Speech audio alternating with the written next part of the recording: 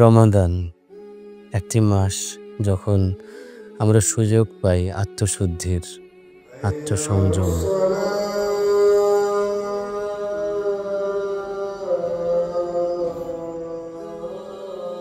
নিজেকে ভেঙে নতুন করে গড়ার, জীবনকে নতুন করে গুছানোর।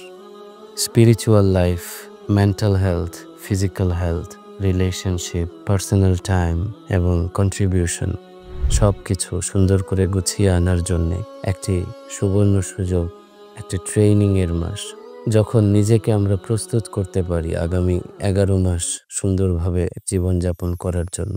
রোজার প্রতিদান আল্লাহ রাব্বুল আলামিন নিজেই দিবেন এবং বিনা হিসাবে দেবেন। প্রত্যেক নেক আমলের নির্ধারিত সওয়াব ও প্রতিদান রয়েছে, যার মাধ্যমে আল্লাহ তাআলা আমলকারীকে পুরস্কৃত করবেন। কিন্তু রোজার বিষয়টি সম্পূর্ণ আলাদা, কারণ রোজার বিষয়ে আল্লাহ তাআলার পক্ষ হতে এক অনন্য ঘোষণা রয়েছে। হযরত আবু হুরায়রা রাদিয়াল্লাহু আনহু থেকে বর্ণিত, রাসূলুল্লাহ সাল্লাল্লাহু আলাইহি ওয়াসাল্লাম ইরশাদ করেছেন, মানুষের প্রত্যেক আমলের প্রতিদান বৃদ্ধি করা হয়।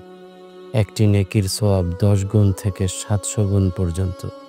অন্য বর্ণনায় আছে, হযরত আবু হুরায়রা রাদিয়াল্লাহু আনহু বলেন, রাসূলুল্লাহ সাল্লাল্লাহু আলাইহি ওয়াসাল্লাম ইরশাদ করেছেন, আল্লাহ রাব্বুল আলামিন বলেন, বান্দা একমাত্র আমার জন্য তার পানাহার ও কামাচার বর্জন করেছে। রোজা আমার জন্যই, আমি নিজেই তার পুরস্কার দিব, আর অন্যান্য নেক আমলের বিনিময় হচ্ছে তার 10 গুণ। সহিহ বুখারী। রোজার বিষয়ে অন্য বর্ণনায় আল্লাহ তাআলা বলেন, প্রত্যেক ইবাদতই ইবাদতকারী ব্যক্তির জন্য, পক্ষান্তরে রোজা আমার জন্য, আমি নিজে এর প্রতিদান দিব। সহিহ বুখারী হাদিস 1904। এ কথার তাৎপর্য হলো, যদিও প্রকৃতপক্ষে সকল ইবাদতই আল্লাহর জন্য, তার সন্তুষ্টি ও নৈকট্য লাভের উদ্দেশ্যেই হয়ে থাকে, তবুও রোজা ও অন্যান্য ইবাদতের মধ্যে একটি বিশেষ পার্থক্য রয়েছে। তা হলো, অন্যান্য সকল ইবাদতের কাঠামোগত ক্রিয়াকলাপ, আকার আকৃতি ও নিয়ম পদ্ধতি এমন যে তাতে আল্লাহর সন্তুষ্টি লাভের উদ্দেশ্য ছাড়াও ইবাদতকারীর নফসের স্বাদ গ্রহণের সুযোগ বিদ্যমান থাকে। মুখে প্রকাশ না করলেও অনেক সময় তার অন্তরে রিয়া তথা লোক দেখানো ভাব সৃষ্টি হতে পারে। তার অনুভূতির অন্তরালে এ ধরনের ভাব লুকিয়ে থাকে, তা সে অনুভব করতে না পারলেও তার ভেতরে অবচেতনভাবে বিদ্যমান থাকে, ফলে সেখানে নফসের প্রভাব এসে যায়। পক্ষান্তরে রোজা এমন এক পদ্ধতিগত ইবাদত, তার আকার আকৃতি এরূপ যে আল্লাহর সন্তুষ্টি লাভের উদ্দেশ্য ব্যতীত ইবাদতকারীর নফসের স্বাদ গ্রহণের বিন্দুমাত্র সুযোগও নেই। রোজাদার ব্যক্তি নিজ মুখে রোজার বিষয়টি প্রকাশ না করলে সাধারণত তা আলিমুল গায়েব আল্লাহ তাআলা ব্যতীত কারো নিকট প্রকাশিত হওয়ার মতো নয়। তাই রোজার ক্ষেত্রে আল্লাহর সন্তুষ্টির বিষয়টি একনিষ্ঠভাবে অন্তরে গেঁথে থাকে, মনের মধ্যেই থাকে। এই কারণেই রোজা ও অন্যান্য ইবাদতের মাঝে এরূপ বিস্তর ব্যবধান।